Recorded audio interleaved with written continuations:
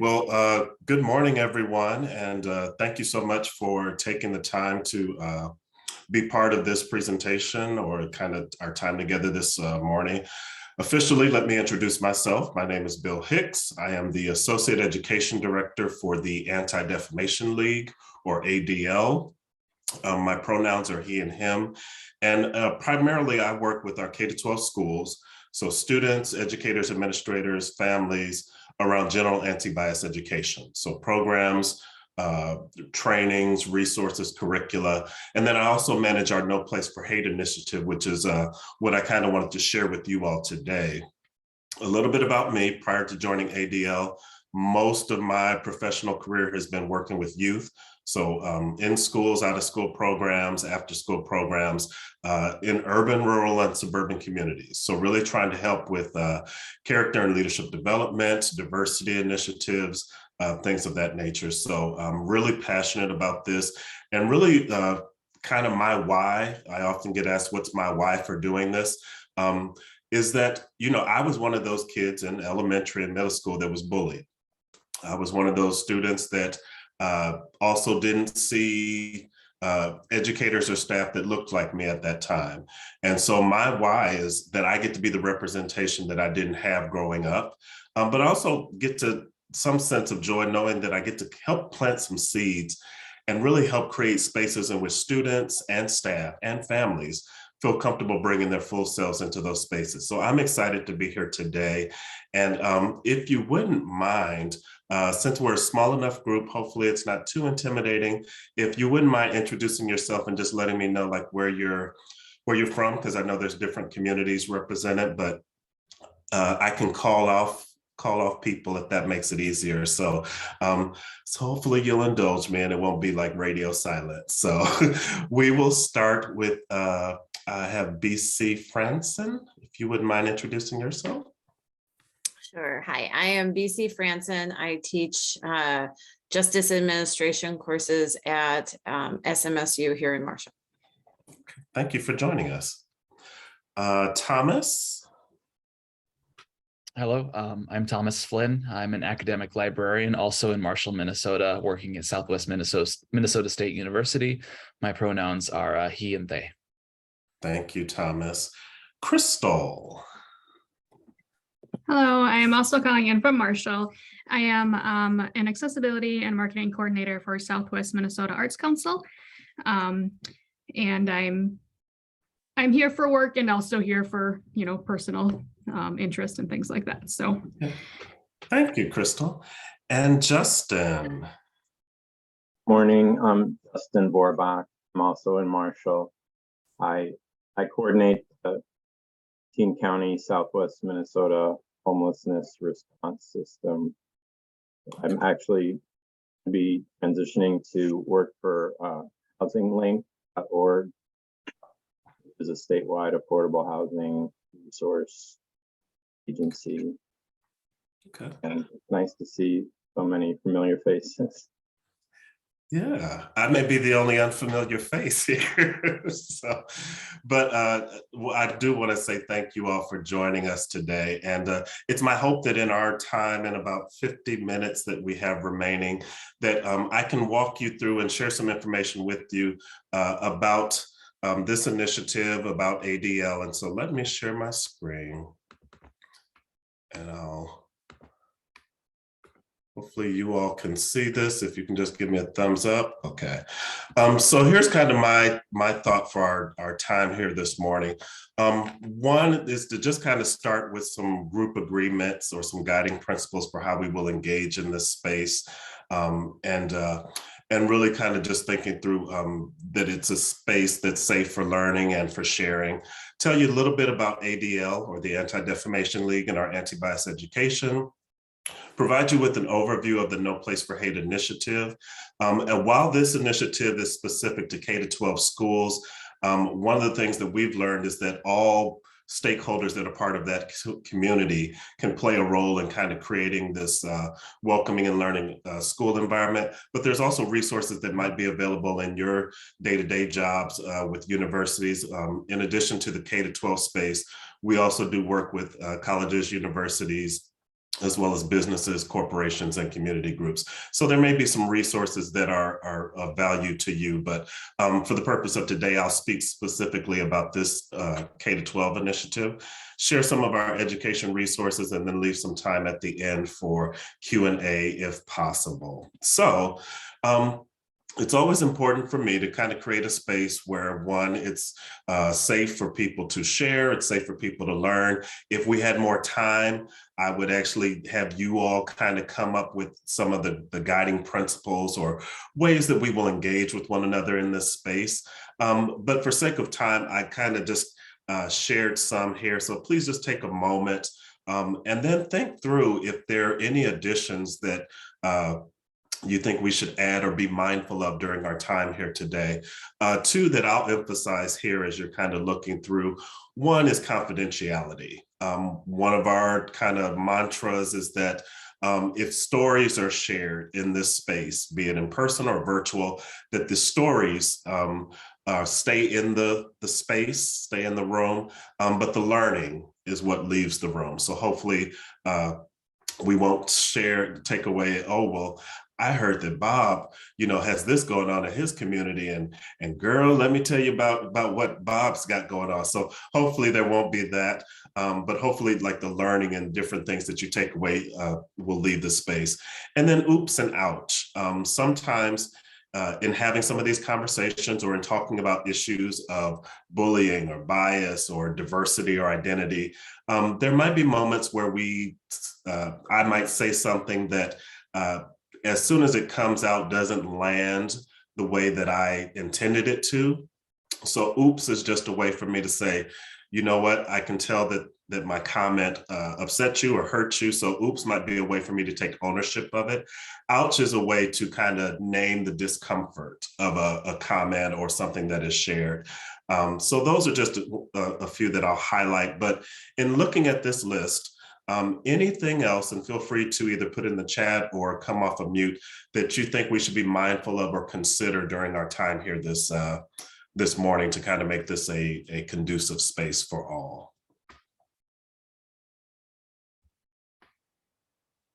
Okay. And I think if you can all give me a thumbs up or head nod, then I think we'll go with these, but we can always add as we kind of go through the conversation. So thank you for that. So if you're not familiar with ADL or the Anti-Defamation League, I kind of want to give you a little bit of an overview of who we are and some of the work that we do.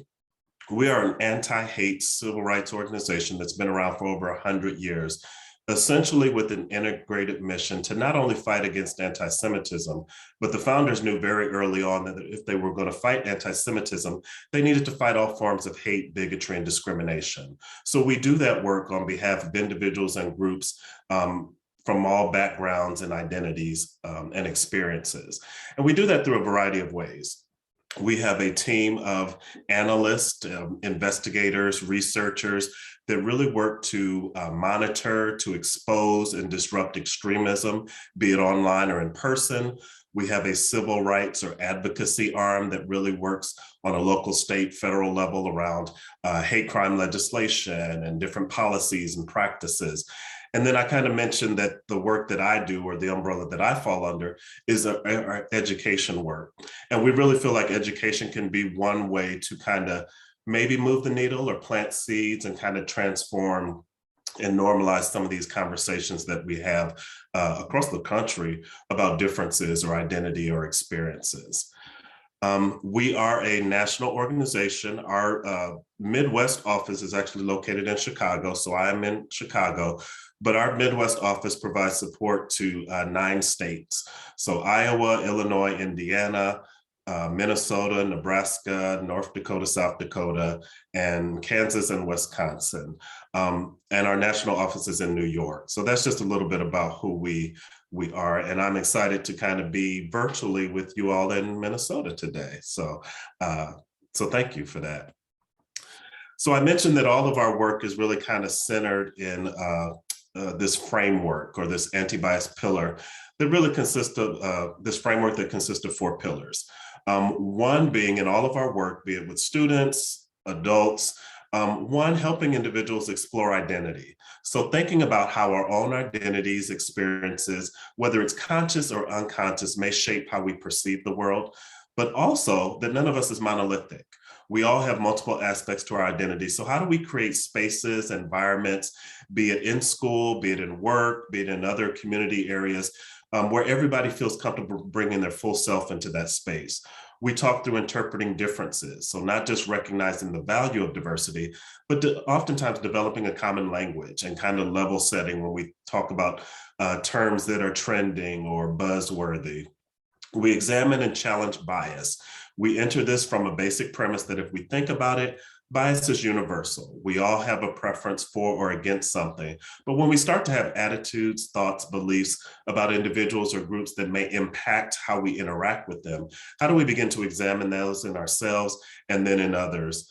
And then the last is around champion justice. How do we take that reflection? How do we take that learning and really put it to practice? So when I work with students, we encourage them to be an upstander or ally. But what does that really mean? What does that look like? What are behaviors that they can demonstrate? For adults, it might be around skill development. So helping think through when an offensive slur or comment is made, how you might be able to respond, or how you might be able to support the individual on the receiving end of that comment. So really kind of thinking through what are some different tools and resources for responding to bias or bigotry or hate. I share this with a lot of folks because I always want to kind of throw this out that our work isn't designed to be a substitute for anything that be it schools or community groups or businesses are doing, but hopefully it can be a great supplement. So in the K-12 space, a lot of our work, counselors, different folks that are on social emotional learning teams or restorative practices teams will fold in some of our support and resources with the work that they're already doing. So we know that in order for students to have healthy and productive conversations about identity or differences, they need those basic interpersonal skills. And so what a lot of schools are already doing around being able to respectfully communicate across differences, being able to feel and show empathy, being able to kind of just talk through some of our differences or different opinions and perspectives. So hopefully this is can be a great support to what schools are already doing around those things as far as emotional regulation and things of that nature. The last piece that I'll share just for kind of some context on our work is called our Pyramid of Hate.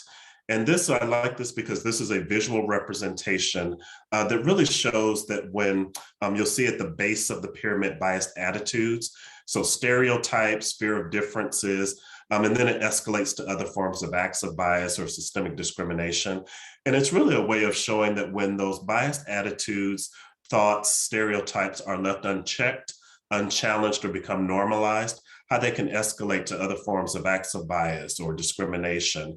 Not to say that every biased attitude leads to genocide, but we do know from history that the acts of genocide were always built on thoughts and beliefs about individuals and groups. And so this is one of the resources that we have available that we actually in a digital mini lesson for middle school and up kind of share this. And for students, we kind of talk through a pyramid of allyship. And so what are some ways that they can counter or really kind of counter some of these different levels?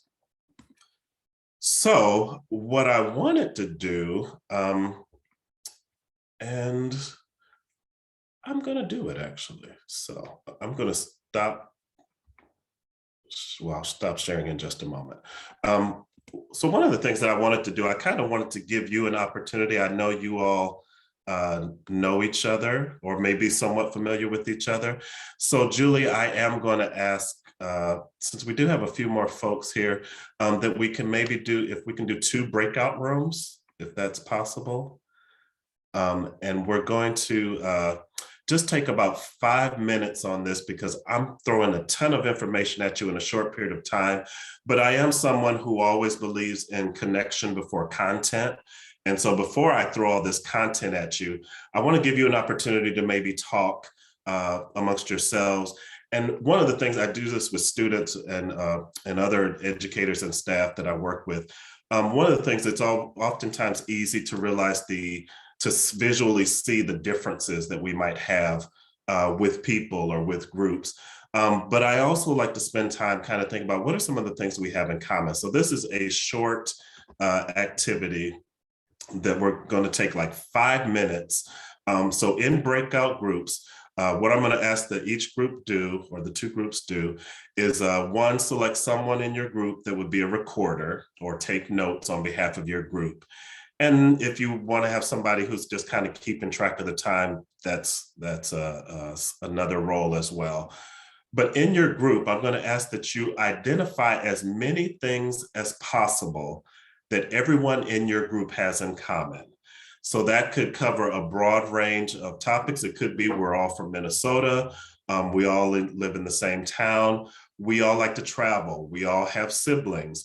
You can even think of different aspects of your identities and things that you may have in common. Now, in order for the items to go on your list, everybody in that group has to agree to it. So if 3 people like dogs, but the 4th person doesn't, can't go on the list.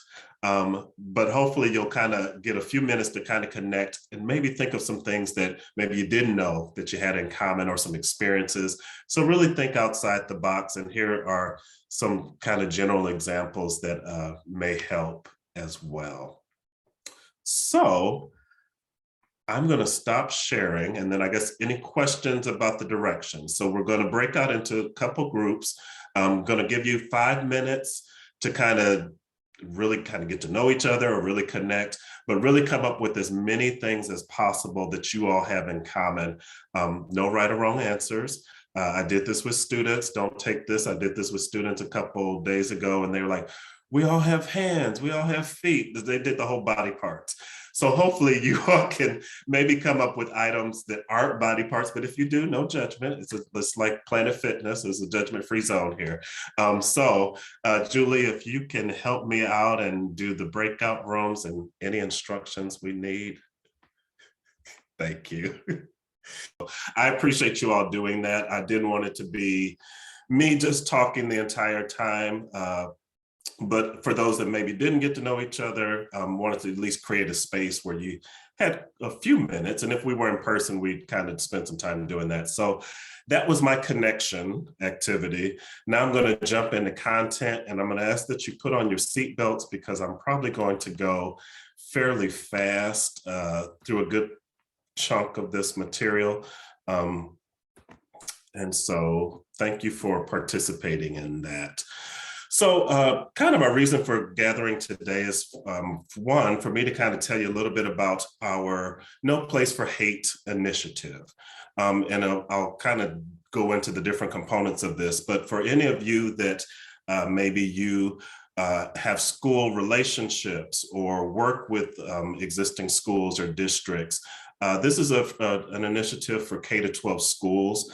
So I'll speak to it from that lens, but as I mentioned, when I kind of get to the parts about some resources, there might be resources that are available or that are valuable in the work that you do. So a little bit about No Place for Hate. This actually was started, this was an initiative that ADL started in 1999. And at that time, it was in response to a series of hate-based incidents that had struck our nation. So some of you probably will remember these when I go through them, but one was the Columbine High School shooting. Another was the deadly attack on a Jewish community center in Los Angeles.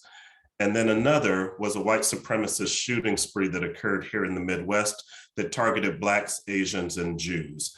So I mentioned that we have 25 regional offices across the country. And so at that time, our regional office in New England decided to come up with a kind of concept or idea. How do we begin to help our communities kind of bridge the gap? How do we begin to have some conversations about our differences, embracing diversity, but also knowing that, yes, we have some differences, we might have different perspectives, experiences, but how do we find commonality and how do we begin to normalize some of these conversations? So our New England office actually started this as a community campaign. It then shifted to a kind of exclusive school community campaign because the idea or the belief was that how do we begin to help young people understand the importance of diversity, the importance of examining our own biases, the importance of being an ally? How do we help young people do that? So this is now gone since 1999 from a single community campaign to now working with over 1,800 schools across the country. So this is really a movement of young people and staff at the schools that are really working to begin to change the culture or the climate of their school community. But in fact, it not only changes or has the potential to change in those school walls, but actually in the community as well. So this is a framework for creating an equitable school climate. So again, I mentioned that this is for K-12 schools. It's really designed as a way to amplify the voices of students. So to really kind of put them in the driver's seat as it relates to school culture and climate, to addressing issues of bullying or bias or hate, and really can be a great way to give them a sense of competence, usefulness, belonging, and influence as it relates to school culture and climate. One of the things that I often say to students at various ages, I work with elementary through high school, I don't believe that they're future leaders. I believe that they can lead today. And I think we can give them some opportunities and some spaces to begin to develop those leadership abilities and skills as it relates to this. So this is a student-led, staff-supported initiative that is really designed, again, to kind of give students agency as it relates to addressing some of these issues. While we know that there are some standard things that all schools have to engage in, their different mandates, we also know that each school community is unique and different, has its own priorities. So it's really designed to be customizable to meet schools where they're at. I'm happy to say that in Minnesota, actually just within the last couple of years, we now have 4 schools that are participating in Minnesota. So Creative Arts Secondary School in St. Paul, Washburn High School in Minneapolis, Oak Hill Community School in St. Cloud, and Hill Murray School in Maplewood. So if any of those areas are familiar to you all. But I often share that I have schools in the city of Chicago, in the Chicagoland area, but also work with schools in Fargo, North Dakota, in Nebraska, Omaha, Nebraska, Racine, Wisconsin. I even have a community of 1,000 in Indiana. And what each of those schools may focus on looks different because, again, it's designed to be specific to their community, to meet the different needs of their student body. But they've all made a commitment to creating this welcoming, inclusive learning environment for everyone. We know that some of the most effective approaches for addressing issues of bullying or bias or hate are when you bring in all stakeholders that are part of that school community. So while this is student-led, staff-supported, there are resources that are available for educators, for staff, as well as for families. So really trying to incorporate everybody and give them all a sense that in their individual roles, they can play a role in creating a more inclusive learning environment for all. One of the questions that often comes up, this is a free initiative, and I usually try to say free early and often, so I'll probably say that a few more times. But this is a free initiative for K-12 schools. And so hopefully it provides some additional supports and resources, 1, to help students feel valued and seen, 2, to help educators and staff with resources and tools to be able to talk about some of these challenging topics or news stories or things of that nature. And then it also hopefully provides for administrators supports their overall goal in creating spaces where students not only thrive academically, but also socially. And there are resources, again, available for family members as well. So this can be a great supplement to the work that schools are already doing. Really quickly, the fundamental pieces of this initiative are to form a committee. Oftentimes, schools might work with an existing student group. That could be student ambassadors, student council. It might be a diversity or an affinity group, or it might be like taking leaders, a combination, taking leaders from different groups. But essentially, the role of the committee is to work to identify what are the 1 or 2 or 2 to 3 things that we want to focus on as a school over the course of the school year. And this is a school year initiative. So again, the committee speaks to not only their experiences as it relates to culture and climate, but also on behalf of their peers. And they will plan out with staff school-wide activities that will help begin to address these issues. And that could cover a broad range of topics. And I'll kind of speak about what some of the activities may look like in a moment. But again, this can be a really great way to kind of give them a sense of leadership and ownership. And really, like I was working with a school a few weeks ago, one of the things that they mentioned was that they might not normally have met some of the students that are part of this committee just because they're different grades, different interests, different hobbies. But it can be a great way to kind of connect students that maybe wouldn't typically run in the same kind of circles or be in the same kind of peer group. So it can be a really great way to incorporate some different voices that are part of that student body. Another piece of the initiative is to sign or introduce the pledge. There is a No Place for Hate pledge that is really about creating an awareness about the initiative. And here you'll see the statements that are part of it. Elementary level, I promise to do my best to treat everyone fairly. Everyone should be able to feel safe and happy in school. And then on a middle and high school level, I will seek to gain understanding of those who are different from myself. I will promote respect for people and help foster a prejudice-free school. Oftentimes when I work with schools, they will look at this list, and these aren't far from their school values or classroom norms or different things.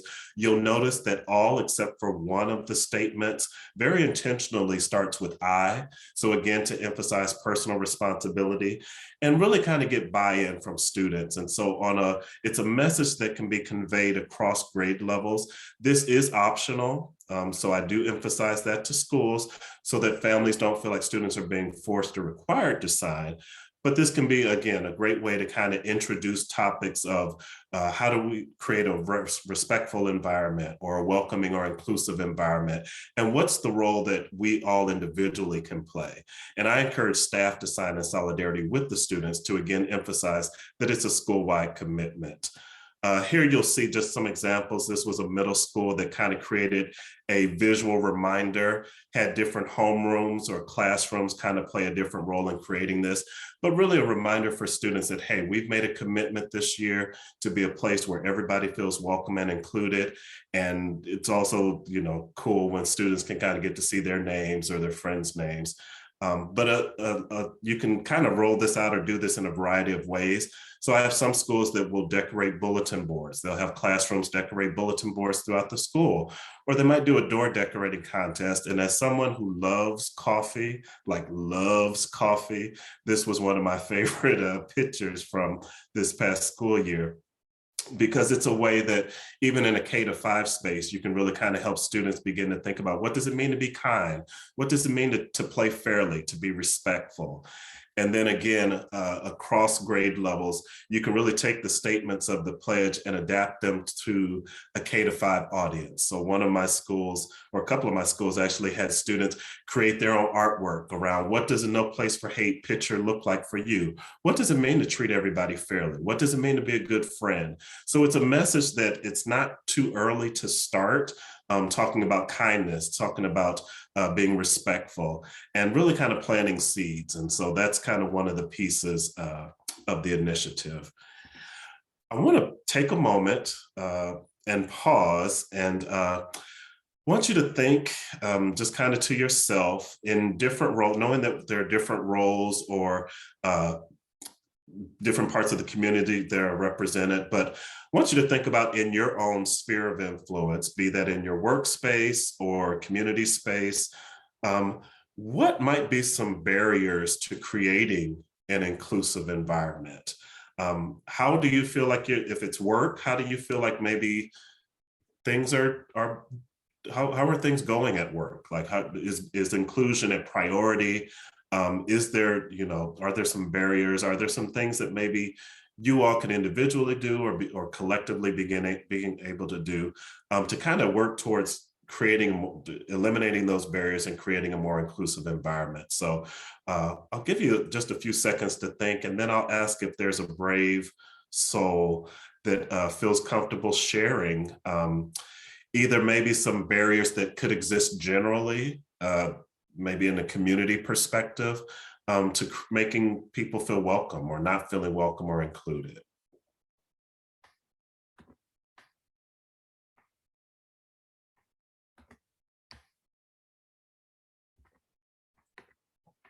Okay. So any thoughts on barriers in your kind of circle or community that might make, you know, people that move there or different groups or background from people from different backgrounds not feel included? One of the things that I often hear from students is we talk about their first day of school, and many of them many will say, oh, it was a good first day, you know, I had friends. There's a good number that will say, I didn't know anybody. I was scared to talk to anybody. It's a big building. I didn't know my way around. So thinking of it from that lens of being at, you know, your workplace or community, any barriers that you can think of to creating an inclusive environment that anyone feels comfortable sharing? And if not, no worries.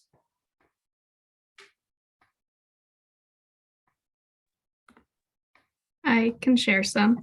Oh, yes, please. Thank you. Some very simple ones, you know, physical barriers. I know my job just moved into a new building and the bathroom is very small. It's too small for a wheelchair user to use for sure. So I mean, there's physical barriers, and it's certainly not uncommon in our town to have physical barriers in buildings and businesses. I feel like religion is a barrier that keeps some people apart and creates some friction between communities. Obviously, political barriers are also pretty big right now. Yeah. I feel some greediness in the town about holding on to money and not letting it go. And I also feel like there's barriers with lack of energy, that people have too much to do. Our work and lives are very structured and don't have a lot of flexibility for adding new things or changing things. So those were the things I listed. Thank you so much, Crystal. I appreciate that. Thomas, I see your hand, I think. Yeah, I mean, Crystal and I are obviously working in the same community, so a lot of the barriers to inclusion and inclusiveness they exist in the same way in the academic space that I work in. And I'm a new faculty member to my library this year, but I have a lot of sway and power in how the library arranges its space and uses its space and makes its space available to our patrons and our students. So I've tried to spend some time that I've been in the position so far to gather and develop resources to help students who feel unincluded by the culture of Southwest Minnesota, of the city of Marshall specifically. This is not known as an inclusive region. It is not part of its reputation. There is a lot of work being done to change that, but the sort of pillars and systemic issues that are preventing that change are very large and deeply rooted.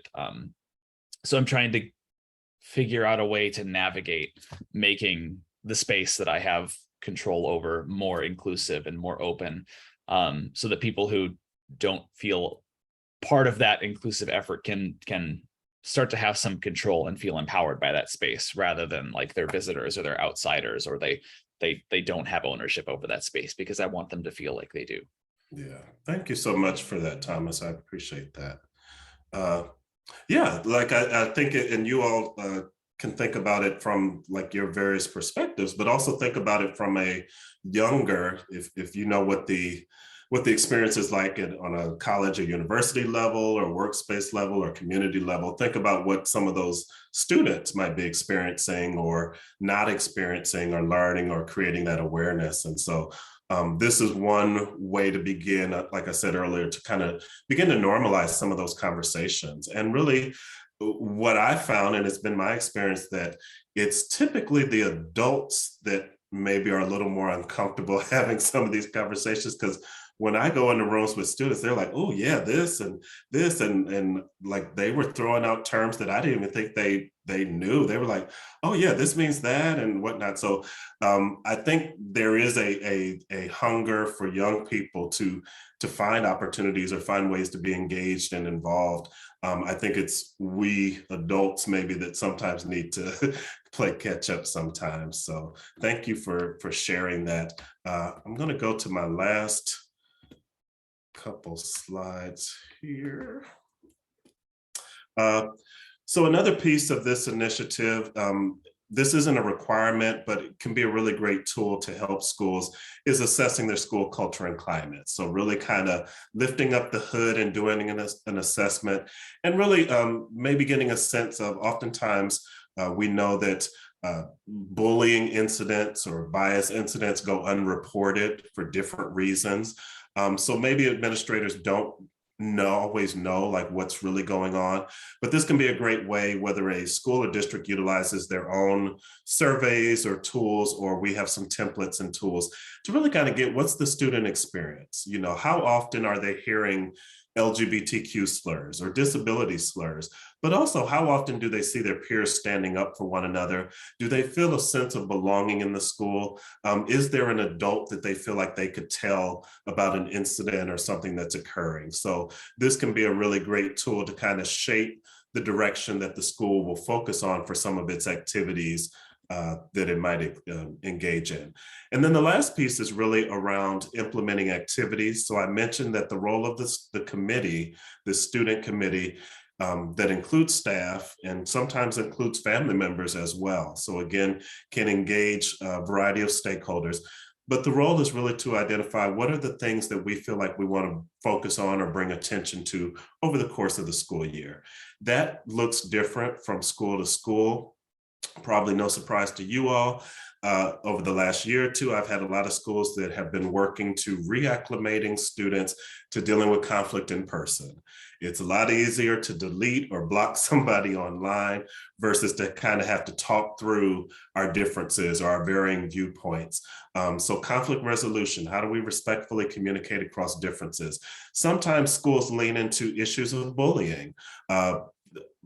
Been dealing probably more and more with issues of identity-based bullying, when students are made fun of or being picked on for different aspects of their identity. And we talk through like what the impact of all bullying is bad, but when you are made fun of for aspects of your identity that you are born with, that are core parts of who you are, the impact that that can have on individuals. So, so students and this committee will plan out activities. This isn't a prescriptive program in which ADL tells schools to focus on X, Y, and Z, again, because we want the students' voices to be part of this. We also know that there are different priorities and community needs, but we do ask that with each of those activities, one, that all students have the opportunity to engage in the learning or the resource sharing. Sometimes schools might do an assembly, but as probably no surprise, things can get lost in assemblies sometimes. So hopefully there's some homeroom or classroom conversation or learning to really kind of emphasize the messages. And here you'll see just some examples, and I'll kind of walk you through really quickly on the different levels of elementary schools might focus or start exploring identity. They might explore differences. I have many schools that will consider one book, one school, or one theme, one school, where they will do an age appropriate for the upper elementary, and then age appropriate picture book or video or whatever for the younger students, maybe around the theme of respect or identity. Middle schools might lean a little bit more into, again, identity-based bullying. We often talk about intent versus impact. So helping students understand, sometimes they're repeating or parroting a phrase that they heard or a comment that they heard from a variety of sources, and maybe not thinking through the impact that that comment or that slur or that joke has on individuals. So helping them think about the intent, even though they didn't have a malicious intent, the impact that it can have on individuals. And also exploring a variety of topics through creative expression, so poetry and things of that nature. And then some of the high schools might lean a little bit more into microaggressions. I have many middle school and high schools that are leaning into microaggressions, really trying to help students understand from a student to student perspective, but from a student to staff perspective, what microaggressions are, what they look like, and the impact that they can have. So that's kind of the overview of the initiative. Once a school has formed a committee or worked with an existing student group, introduced the No Place for Hate pledge, and implement it, and we encourage schools to do 3 school-wide activities spread out over the course of the school year. One, so that students don't think, oh, this is just diversity day, but helping them understand that it's a journey and a process. But also, and there's no kind of endpoint. And so part of that process is that schools can kind of tie this in with what they're already doing. So October is National Bullying Prevention Month. So oftentimes schools will kind of align one of their activities with that, or it could be around a diversity or heritage theme month, Women's History Month, MLK Day. So I encourage schools to think about things that they may already have in place, and then some of our resources can support them. But once a school has formed a committee, introduced the pledge, and then implemented the school-wide activities, they would be designated as a No Place for Hate school for that school year and would receive a banner with the idea that they continue to create a long-term sustainable culture. So we know that this takes time. We know that change takes time, but hopefully year after year, we're planting seeds, we're empowering students and really kind of giving them a sense of agency and ownership as it relates to changes that they can make within their school. But many I've found are often leaders outside of the school environment as well. And so helping them be community leaders even at their different ages. I kind of want to leave you with some strategies for responding. We call this our 6 simple strategies. We didn't spend a lot of time on this, but normally we might talk through different issues of bias or hate or bigotry or discrimination. And this is just one kind of simple way, or a few simple ways of possibly responding. Now, granted, it could look different. You know, sometimes the response to a family member that makes a comment could be harder or easier than a coworker or someone that you're just meeting in a different setting or community setting.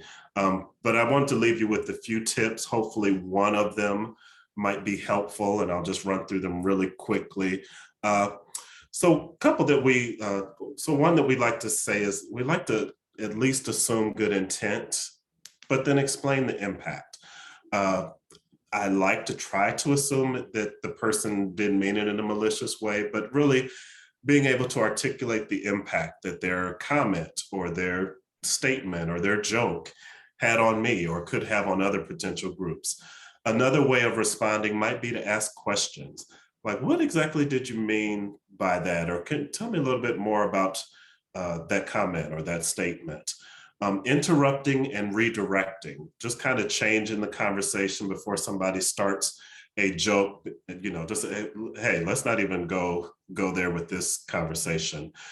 Sometimes the idea that there's a universal, like this is a everyone or all of them or these people or those people do this, broadening it to a universal behavior. Like, I don't think that's just with this particular group. That applies to a lot of groups or a lot of people or a lot of individuals. Making it individual. Sometimes there are generalized stereotypes or thoughts or ideas that we have. And asking, are you speaking about everyone that's part of that group, or are you speaking about someone in particular that you've experienced or interacted with? And the last is ouch, which I know it seems silly, but can be a way to, when you don't have the emotional energy, similar to kind of our group agreements earlier, ouch can be a way to just kind of name the discomfort or the impact that the comment has had without going into it in the moment. And maybe there's a later conversation that you all can have as part of that. So at least wanted to share these different strategies with you so that you kind of had some takeaway. And, there's no cookie cutter approach. So oftentimes I found that one strategy works very well in one space and one does not. So you kind of have to keep trying. So with that said, I wanted to at least leave, in typical facilitator mode, at least 1 minute if there are any questions on anything that I shared. Again, I'll put my information into the chat so that you have that. If you have any education contacts or any, like I said, we also work with community groups and businesses and organizations, but anyone that you think, I'd be more than happy to kind of give them an overview of some of our resources, different things that might be helpful. So, but any initial thoughts or questions? I think I did that right. Are there universities then that become places of that can get the banner and everything? Yeah, so thank you so much for mentioning that. So I kind of walked through the K-12 initiative, but we also have a program that if you reach out that's called Hate Uncycled. And that is the college university program that we do, which is essentially, again, bringing in different stakeholders that are part of that college or university community, doing orientation, education on bias and different things, and really kind of helping them understand. So if you reach out to me, I can put you in touch with my colleague who does that specifically. But yes, it's very similar to, in a different ways, a lot of different ways to the No Place for Hate that we do with the K-12 space. Oh, Thomas? Yes. I just wanted to say thank you. It felt, I mean, even though this was very focused on K-12, and it was very easy for me to make the leap from how these can be applied for those learning spaces to how they can be applied to like the university space that I'm working in right now. It seems so open, and yeah, just thank you for the resources. Well, thank you. And I know it was like drinking from a fire hose, so I appreciate you all riding with me for this hour. And yes, and feel free to reach out, because like I said, we do have resources that are available that are free, that might be useful in the work that you all do.